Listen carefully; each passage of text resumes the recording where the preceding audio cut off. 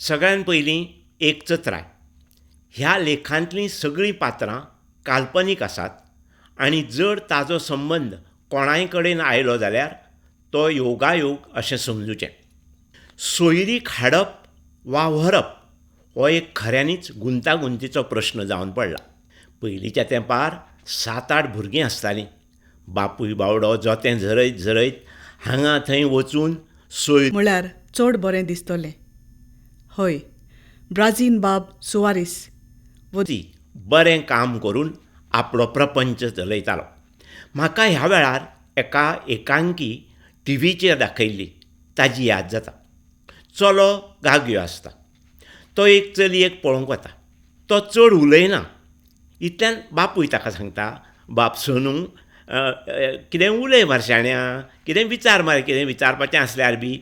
बाय, तुजें नांव कितें?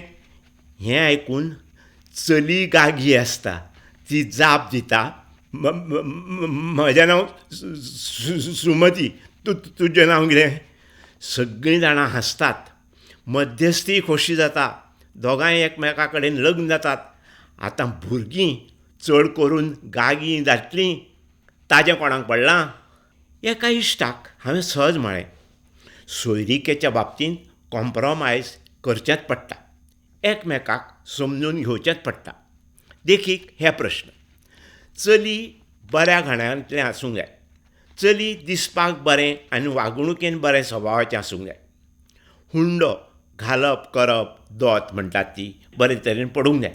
आवय बापायचें समाजांत बरें नांव आसूंक जाय इत्यादी. हें आयकून तशें कांय नासता रे तें, तशें कांय नासता अशें म्हणिना बरोबर हांव ओगीच रावलों. कांय वर्सांनी ह्या न्हवऱ्याक एका सुंदर पण गरीब चली केलें आनी दुसऱ्या एका इश्टान श्रीमंत घराण्यांतलें पूण दिसपाक मातशें फाटीं ताजे कडेन केलें. असो हो कॉम्प्रोमायज करचोच पडटा. पयलींच्या तेंपार 11 वर्सांची चली आनी 14 वर्सांचो चलो अशे तरेन लग्न जातालीं. न्हवरो व्हंकलेक पळयत नासलो. आवय बापूय येवन सांगतालीं, अशी इतली जाणटी आसा, इतली मोटवी आसा, काळी आसा, धवी आसा, सगळें आवय बापायन थारायतालीं. ताज्या उपरांत न्हवऱ्याक व्हंकलेक पळोवपाची प्रथा सुरू जाली. वेळेर वा सिनेमाच्या थेटरांत एकमेकाक पळोवप. घरांत पळयत जाल्यार च्याचो स्पेशल प्रोग्राम दवरचोच पडलो. व्हंकल हातांत च्याचें कॉप घेवन भितर सरतनाच आवय आडसाक रावन तांकां सगळ्यांक सांगताली, पळयात म्हगेलें मंगल रांदूंक बी बरें येता ताका. शिंवप, बोडदाद, विणप, स्कुलांत शिकयता तें. एक अशें करून धुवेची सगळी तोखणाय सांगप. चडसो करून बापूय चड उलयनासलो. चली पसंत जाली. नक्षत्राक पडलें की देवाचो एक प्रसाद घेवप. आडखळी जर तर कितें आसत जाल्यार दोगांय जाणां ते कटकटीन नासतना दोगांयचें एकमेकाक जुळोवन घेताले, लग्नां जातालीं. आतां तर आयलां इंटरनॅटाचें युग. शुभमंगल सावधान ह्या .कॉमाच्या स्थळाचेर सुंदर चलयो आनी सुंदर चले एकमेका कडेन उलयतात. आवय बापायक दिसता, पळय म्हजो चलो रातचो 2 वरां मेरेन शिकयलो. 12वी ताजी शेजाऱ्यांक तोखणाय करून सांगतात. एक दीस एक मुंबयच्या चलये कडेन लग्न जाता. 5-6 म्हयन्यांनी डायवोर्स हो शब्द आतां मातसो सोंपो जाला. कच्च जावपाचो पयलीं आशिल्लो, पूण आतां मातसो इल्लो आयकून आयकून आयकून खरें सामाजीक एक कीड कशी. एक जोडपें एका गोंयच्या देवळांत लग्न जातात आनी हनीमुनाक वतात. हनीमुनाक परतून येतकच चलो आपल्या घरा आनी चली आपल्या आवय बापायच्या घरा. अशे तरेचें हें हनीमून. एंड द एंड कसो. डायवोर्स म्हळ्यार आवय बापायक तशेंच घोव बायलेक कितले त्रास जातात हाजी पुराय म्हाका कल्पना आसा. एक्सपेक्टेशन म्हळ्यार आपल्या चलयेक अमकें जाय, आमचें घराणें श्रीमंत आसूंक जाय, ताजो धंदो बरो चलूंक जाय, भाट बेंस आसूंक जाय, अशे तरेक तरेच्या घराण्याचे चलयेचो बापूय सोयरीक व्हरता. 1, 2, 3, 4 अशें करून वर्सां वता तितली चली वाडटा. पयलींच्या तेंपार हिंदू, किरिस्तांव वा मुस्लीम चलये कडेन लग्न जावपाचे प्रकार खूब कमी प्रमाणांत आशिल्ले. चली आनी कॉलेजींत शिकतात, हॉस्टेलांत रावतात, प्रेम करतात आनी लग्न जाता. आवय बापायक नाका आसून लेगीत तें प्रेम तें लग्न मोडूंक तीं शकनात. आतां जग सामकें ल्हान जालां आनी अमेरिका सारक्या भायल्या देशांनी लग्नां जातात. चली लग्न जावन अमेरिकेक वचत जाल्यार त्या चल्याचें लग्न जालां आनी तेंय बी एका अमेरिकन बायले बरोबर आनी तांकां एक चलो आसून तो संवसार चलयता. हें अशा वेळार हें हुशार चली गोंयसून ताजे कडेन लग्न जावन गेल्लें थंयच रावता. एका हुशार अमेरिकन दादल्या कडेन लग्न जाता, टीट फॉर टॅट म्हणटा तशें, आनी तें चली परत गोंयांत येता. एक एक फावट तो नाका जावन आतां दोगांयची कटकटीचे दीस सुरू जावन. लग्न म्हळ्यार सप्तपदीचीं 7 पावलां.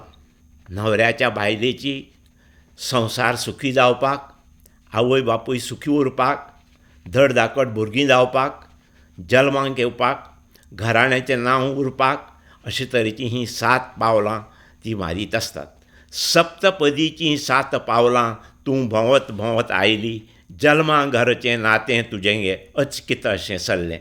हें यशवंत केळेकाराचें जवळ जवळ म्हाका दिसता 50 एक वर्सां पयलीं बरयल्लें, पूण अर्थपूर्ण आनी बरे तरेन गायिल्लें आयकूंक मेळटा. आतां मेरेन जी उदरगत जाल्या ताज्या वेल्यान फुडाराक हनीमुनाक चंद्रार मनयत न्ही हातूंत इल्लोय दुबाव ना. पाठ्यार एक विमान सुट्टलें चंद्रार वचपाक. तातूंत फक्त 2 जाणां बरोबर वचपाक मेळटलीं, एक चलो आनी ताजे बरोबर लग्न जाल्ली चली. थोडे दीस चंद्रार रावून परतून येवप हो खरो हनीमून थारतलो. आतां हनी ना आनी मुनूय ना अशें जावन पडलां. बेंगलोर उटी मैसूर नाल्यार सिंगापूर थायलंड थंय खंय वचून परतून येतात. एक एक फावट एका भुरग्याक खूब सोयरीको येतात. निमाणें तो आपले प्रियसी कडेनूच लग्न जाता. मदलो हो सगळो कमर्शियल ब्रेक. विसरन कशें आयची तारीख, आज जुळून आयली म्हजी सोयरीक. एक लग्न जावपी चली सामक्या आनंदान आनी खोशयेन म्हणटा.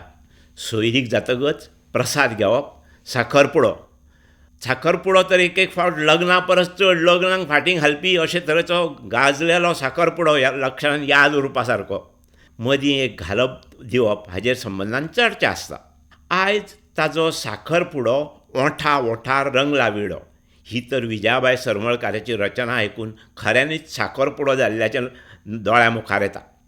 भांगरां शिंगरां, दोट्टी घोंट, तोडी पाटली, कांकणां, भांगराची सरपळी, नेकलेस, तोडो, मुदी, अस्सल वज्राची ही सगळी यादी व्हंकलेची आवय हळूच नकळटना न्हवऱ्याच्या बापायच्या हातान दिता.